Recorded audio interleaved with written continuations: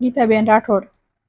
શું સમગ્ર બનાવ બન્યો તો તમને કંઈક સીસીટીવી તમારા ઘરના વાયરલ થઈ તમારી ઉપર પણ હુમલો કર્યો તો શું સમગ્ર બનાવ? એ મારા ઘરવાળા બારેથી આવતા હતા તો એક્ટિવામાં લઈને આવતા હતા, વરસાદ ચાલુ હતો તો એ લોકોને છાંટા ઉડ્યા પરવીનભાઈ, તો એમને ગાળો ગલોચ કરવા માંડ્યા ને ખરાબ ખરાબ વર્તન કરવા માંડ્યા. પછી એ લોકો સામે સામે ઝઘડવા માંડ્યા. હું મારા ઘરવાળાને જઈને ઘરે પાછા લઈ આવી તો એ લોકોએ ગુંડા બોલાયા. તો આ બાબત બપોરે પૂરી થઈ ગઈ. પછી સાંજે ફરીને પાછા એ લોકોએ ગુંડા બોલાયા. ગુંડા ઘરમાં ગરી ગયા અને મારા ઘરવાળા જે સત્ય બોલે છે કે અમે આ સોસાયટીમાં 2 વર્ષ અમારા પૂર્ણ થઈ ગયા, ગાડીઓ શેરીમાં વધી ગઈ છે તો પાર્કિંગનું કરો, સિક્યોરિટીનું કરો, તે તમે જે પ્રોમિસ આપ્યું છે એ પ્રોમિસ પૂરું કરો. કે ન કરવું હોય તો 2 વર્ષ પૂરા થઈ ગયા તો મને પૈસા પાછા આપો, હું મારી રીતે વ્યવસ્થા કરી નાખીશ. તો એ લોકોને આવું અમને સત્ય બોલે છે તો આમને દાઢમાં રાખીને આવી નાની નાની બાબતમાં ગુંડા બોલાવીને મારકૂટ કરે છે ને ઝાપટ મારે છે. જો ઘરમાં ગરી ગયા, એ સીસીટીવી કેમેરા વાયરલ થયા છે. મારા છોકરાને લાફો માર્યો, મને હાથ ઉપર પાઇપ માર્યો. પછી જે પોતે હિંમતભાઈ ડાભી છે એ ગુપ્તી લઈને અંદર ગરી ગયા અને એ મને એવી ધમકી દઈને ગયા છે કે અમારી પહોંચ ઉપર સુધી છે એટલે તારા ઘરવાળો અમારી સામે બહુ ટૂંકો પડશે એટલે તમારું કાંઈ ચાલશે નહીં. પછી અમે પોલીસ ફરિયાદ કરી. પોલીસ ફરિયાદ કરવા ગયા ને તો એ લોકો એમના PSI ને બધા જે એમના જે પહોંચવાળા હોય ને એ લોકોને બોલાવીને અમને બેસાડી રાખે છે. અમને કોઈ જવાબ બરાબર આપતું નથી. અમે 2 વખત પોલીસ સ્ટેશન થી પાછા આવ્યા. પછી કાલે સાંજે માંડ અમારી ફરિયાદ લીધી. એટલે જો ઘરમાં કરીને આવી રીતે હથિયાર વસે અમને મને મારા છોકરાનો હુમલો કરે, લેડીઝ ને મારે ઘરમાં કરીને, તો પછી આ લોકોને કાયદાની ભાન થવી જોઈએ ને. સરકાર પોલીસ પાસે પોલીસ ઉપર અમને પૂરેપૂરો વિશ્વાસ છે. સરકાર ઉપર એટલી જ અમારી માંગ છે કે આવા તત્વોને કડકમાં કડક સજા થવી જોઈએ. આજે અમારું ઘર છે, કાલે બીજાનું ઘર હોય અને સમાજ આવું કરે છે એટલે આવું ફરીને કોઈની સાથે થવું ન જોઈએ. શું નામ તમારું?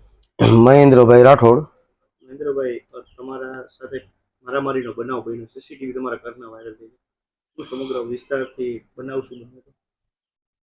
નવાગામ વરજવિલા રેસિડેન્સી, આણંદ પર નવાગામ મેન રોડ, ત્યાં અમારે રહેવાનું છે. છોકરો છે, 2 માણસ છે અને રહીએ છીએ. અને કાલે 24 તારીખે હું બહારથી આવતો, ગેટની અંદર ગરતા વરસાદ ચાલુ હોવાથી થોડા ખાબુચિયા ભરેલા હતા, એમાં 2-4 છાંટા ઉડતા ભાઈ ગાળો બોલી મને પાછો બોલાયેલ ઊભો રહે એમ કરીને ઝઘડો કરતા ગુંડાઓને બોલાવી અને ઝઘડો કરેલ છે, હુમલો કરવાની કોશિશ કરેલ છે. હેમંતભાઈ અને તેમના ભાઈ પ્રવીણભાઈ. સોસાયટી લોકોએ જ બનાવેલી છે અને એ લોકો જેમ કે એમ જ આપણે કરવાનું. હું એમને વારંવાર કહેતો કે ભાઈ સિક્યુરિટી આ તે તમે કરો અને ખાર રાખી અને હુમલો કરેલ છે. રાત્રે મારો દીકરો અને મારા ઘરમાં હોવા હું નાવા ગયેલો અને ગુંડાઓ બોલાવી ફરસી, ગુપ્તી એવા 30 હથિયારથી હુમલો કરેલ છે. સમગ્ર ઘટના સીસીટીવીમાં કેદ થયેલ છે ને પોલીસ ફરિયાદ કરેલ છે.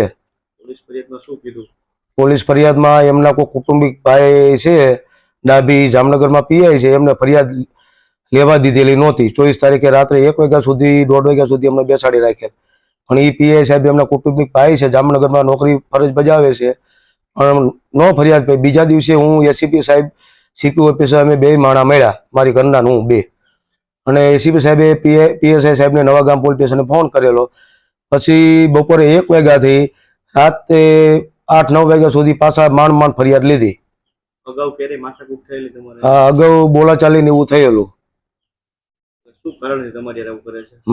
કારણ એવું છે કે મેં મકાન લીધું 2 વર્ષ થયા, જે સિક્યુરિટી આ તે બધું કરવાનું હોય એ ભાઈ કોઈ નહીં, પાર્કિંગની સુવિધા નહીં, સિક્યુરિટી એ ભાઈ વચન આપેલું મકાન વેચતા પેલા બધાને, એ વચન પૂર્ણ કરેલ નથી. અને આપણે વારંવાર એમને કહેતા એ ભાઈને હું કણાની જેમ આંખમાં ખટકતો અને આવી રીતે બદલાની ભાવના રાખી અને હુમલો કરેલ છે. નુકસાન દરવાજાને પાટા માર્યા, દરવાજો થોડોક બેન્ડ વળી ગયો, બારે જાળી છે એ તોડી નાખી, 30 હથિયારથી બારે કુંડિયા છે, ઝાડના નાના નાના એ તોડી નાખેલ છે અને ઘરમાં ઘૂસી અને જે સીસીટીવી કહેવા કે સીસીટીવીનું ડીવીઆર એ પણ કોશિશ કરેલી, તોડવાની કોશિશ કરેલી. હવે શું માંગ છે પોલીસ તંત્ર પાસે? પોલીસ તંત્ર પાસે એટલી માંગ છે કે આમને સરભરા કરો, જાહેરમાં વરઘોડો કાઢો.